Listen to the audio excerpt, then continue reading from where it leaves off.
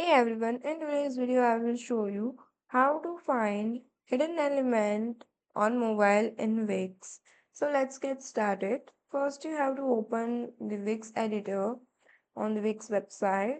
Now go to the top right side of your screen and select design site. Once you are in, you will see a mobile icon at the top of your screen.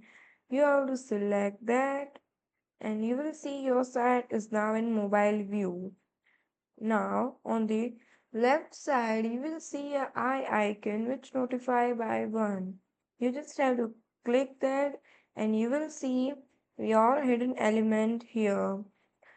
So you will see a list of elements that are currently hidden on the mobile. Click show next to any item to make it visible again.